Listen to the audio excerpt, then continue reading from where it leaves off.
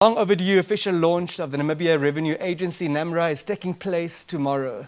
This launch of NamRA will strengthen revenue collection in the country. Sam Shivute, Commissioner for the Namibia Revenue Agency, as well as Donateni Shidudu, Chief Public Relations Officer at the Ministry of Finance, are now joining me in studio with more on exactly what the agency will entail. Good morning, gentlemen, and welcome to Good Morning Namibia. Good morning. Good morning. Thank you for having us. Mr. Shidudu, before we get to the man of the moment, can you tell us why it took so long to establish this revenue agency? Well, thank you. The process has been complicated and lengthy because it is not easy to move from one taxman to another. So we needed time to put systems in place. The law was gazetted, but it also provides for the minister to give notice in the government gazette as to when it will become operational. So, there has a lot of things happening in between. As I said, we needed to put systems in place, and the tax collection process cannot be interrupted.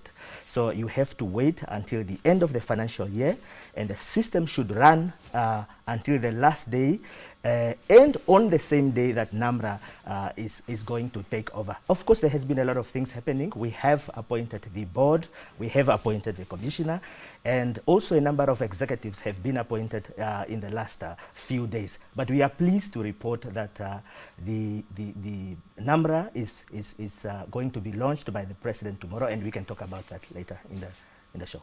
Thank you very much for that overview. Commissioner Shivute, talk to us about the functions of NamRA. Yes, thank you, Denver. The function of NamRA is really to assess and collect revenue on behalf of the state. That's one of the key functions. And another function is that of receiving and recording the revenue which is due to the state. Once you receive it, you have to ensure that it's properly recorded and also properly recorded for the state. Then, of course, you have another function of ensuring the enforcement of the tax and customs and excise laws as well, the facilitation of a legitimate trade, and also making sure that our borders are protected from illegal importation and exportation of goods as well. So, in a nutshell, those are some of the functions of the Namibia Revenue Agency. Let's take one slight step back, seeing that you have the floor at the moment. What do we understand in layman's terms a semi-autonomous body to mean, and how will it operate? Yes, ordinarily before the 80s, you will note that the tax administration or the function of custom, you would result under the Ministry of Finance. You would have a Department of Inherent Revenue that many people refer to as receiver of revenue. Then you will have custom and excise. Now, with this transformation where you would then have a semi-autonomous tax administration, what would then happen is that you would have a state-owned enterprise or a semi-autonomous revenue agency that is independent, that is semi-independent from the Ministry of Finance. And also when it comes to the issue of recruitment, remuneration, and attraction of skills, it's very different from public service. It's not guided by public service. Because now if you are to recruit under the IRD or Inland Revenue Department or Custom, you do that under the public service rules, whilst now NamRA will have to have its own policies, its own processes, and its own systems. That's really what it means. Yeah. Thank you very much. And you have an independent board as well. Mr. Shidu, the Commissioner just touched on it, but the Ministry of Finance has merged the Department of Inland Revenue and the Directorate of Customs and Excise into this semi-autonomous revenue agency called NamRA. Do we know at this stage whether or not NamRA will absorb some of the personnel and staff and team members of the Ministry of Finance? Well, yes, that's the plan. Currently, we have about 1,400 staff members that are affected by this change of management. These are staff members from the Inland Revenue Department and also from the Custom and Excise Directorate. So what have been done so far is that they have been given letters of intent for them to agree whether they want to move to NamRA or not. And a lot of them have signed these letters. They have given their consent that they want to be part of NamRA. But it's just not going to be an automatic transfer. Of course, there will be a process where they are going to be interviewed for certain positions. But currently, while we are busy with the process, they are going on secondment until the recruitment process has been finalized. So most of them, of course, will be moving to NamRA. I think that gives rise to two questions at least. Firstly, what happens to those human beings who do not give their consent to move to NamRA? And secondly, what happens to those who will be interviewed? They've indicated that they want to be part of the agency. They get interviewed, but they don't get selected. I'm sure Commissioner will shed more light on that. So far, as I said, many of them have given their consent to move.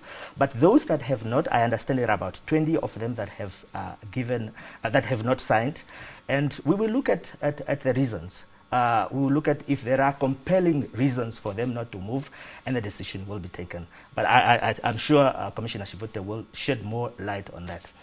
Commissioner, do you care to shed more light, please? Oh, yes. Maybe if I may start to indicate that there is a cabinet directives that the staff member of Inland Revenue and Custom and Excise Directorate must be seconded to the Namibia Revenue Agency. So there is such a directive.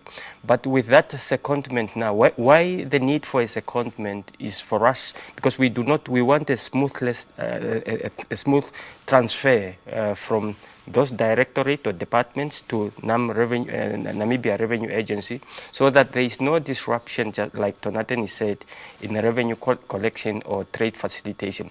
What is then going to happen is that we also had a program called Change Management Program, and we have informed, and the staff are very much aware about the entire process and so on. So what will be happening is that we do believe, and I do believe that we should be in a position to absorb all of them. Why am I saying so is that, okay, people will be subjected, of course, to vetting, and they will be competing for those for those positions within NamRA. But even those who may not make it, we would still be able to give them a chance. There's a program called Performance Improvement Program, where you train people, you reskill people, because we are going through a very huge transformation. And I think the message to the colleague is that I want all of them, and we will retrain them, we will reskill them, and therefore I see no reason where you will have those who may necessarily have to go back to the ministry. But of course, if a person decided, no, I don't want to be part of the change, I don't want to be associated with Namibia Revenue Agency, the public service rules also provide that they can be redeployed somewhere within public service or within the ministry. So, well. But the thing is that I think from where I stand, I have worked with a number of those colleagues 8 years ago. I believe in them, and I do know that we'll be able to, again, just take it to the next level. Very well. Yeah. Against the backdrop of the launch that's scheduled to take place tomorrow, when can we expect the agency to become fully operationalized? Okay. As you may be aware that the law was passed in November 2017, and Section 40 of the Namibia Revenue Agency allow the minister to make a determination as when the law become operational. So what had happened then on the 1st of April, the notice was published in the government gazette, and as a result of that, the operational date is the 6th of April 2021. As we are talking now, the Namibia Revenue Agency is operational effective today. You just from 8 o'clock this morning? Yes, you are talking now to me. I mean, from 12 o'clock midnight, yeah, it's operational. But the official launch will take place tomorrow, and it will be launched by His Excellency Dr. Hage Geingob, the President of the Republic of Namibia. So Namibia Revenue Agency, as we are talking, it's here. It is the future, and the future is here, and the future is now. Certainly no small feat. Sir, please talk to us about the particulars of tomorrow's launch.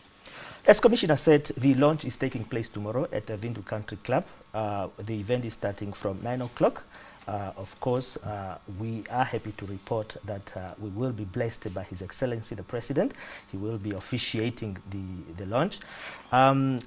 A lot of arrangements has been put in place. We are excited that this event will also be streamed live. So for those that will not be able to join us at the event, will be able to follow the proceedings. And the minister will also, so the event will also see the minister giving power to the commissioner of now collecting revenue on behalf of the state. So a lot of exciting activities are lined up. We will have choir, we have some artists performing. We look forward and we are very excited that it's finally taking over. Thank you. Commissioner, one of the bones of contention always related to VAT refunds, and many business entities alleging that it took a long time for the ministry to repay what was due to them in terms of VAT. So plans are underway to re-engineer this process and see to it, in the absence of any audits, that those are paid out within 90 days. What do you make of that change? Yes, that's a policy directive from the minister, but VAT refund is just one aspect of tax administration. I want to take you back, Denver, to the reason as to why Namibia chose to transform those two departments into a tax administration or a semi-autonomous revenue agency. One of the key reason was to optimize operational efficiency, to improve revenue collection. And of course, if one look into the function of the Namibia Revenue Agency, one of the functions is to improve compliance and service delivery. What does that mean? So the issue of VAT refund is also part of that improvement of service delivery then, and therefore that's why we have already started with a project where it's an efficiency project where we looked at all our inefficiency in our processes, in our system, in our way we do business, and the recommendation are already out there that is just waiting for proper implementation. So I think it's a welcome development, especially when there is no need for an audit to pay out within 90 days. That is very much doable. However, one need to understand, when I look at the number yesterday, you have more than 40,000 VAT claim where audit is required, and therefore I need to sit with a team. The good thing is that I have the best team in place, and I will be introducing the team tomorrow. We'll have to sit and strategize and see how do we deliver on that, but we are very positive about that. Under what circumstances would an audit ordinarily be required?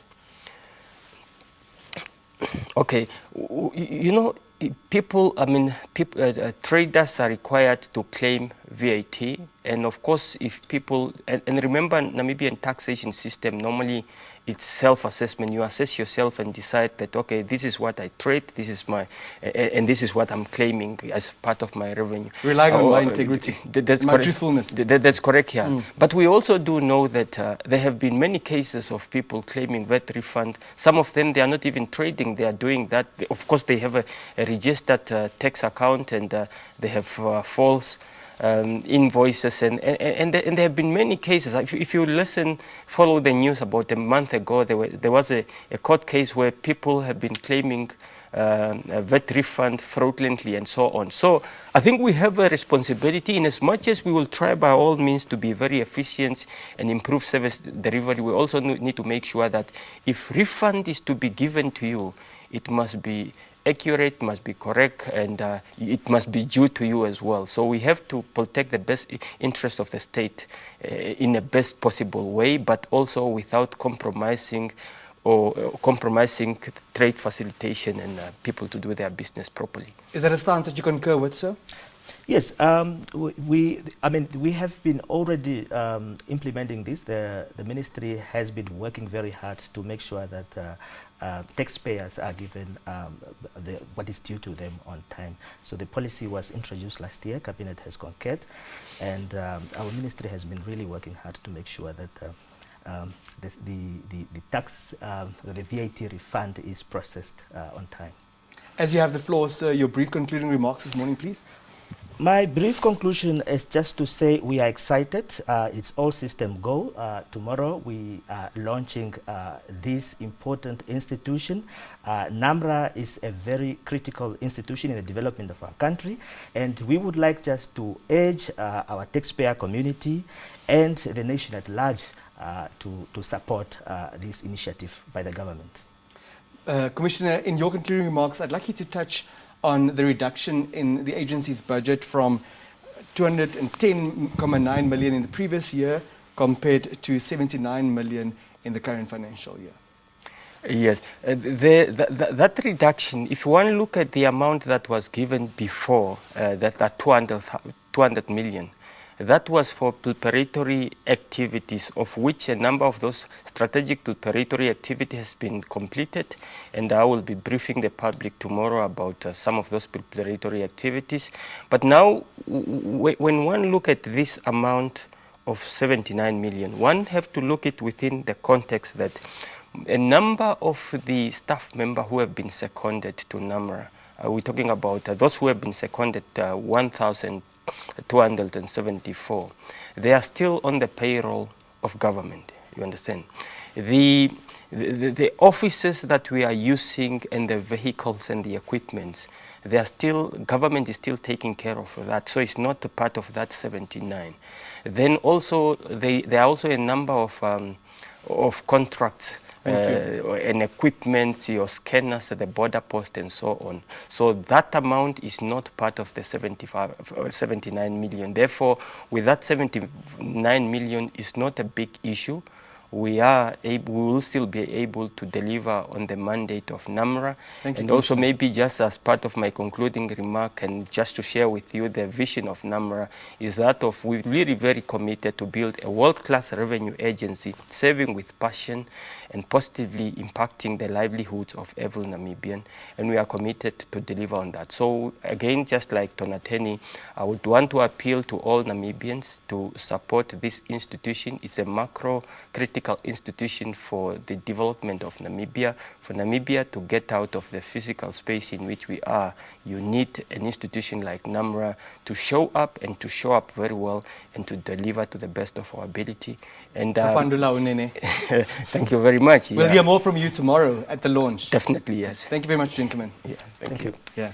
There you have it, Commissioner Sam Shibute, who is the Commissioner of the Namibia Revenue Agency, as well as Mr. Tonateni Shidudu, the Chief Public Relations Officer in the Ministry of Finance, talking to us about the long-awaited launch of the Revenue Agency scheduled to take place tomorrow. We'll be back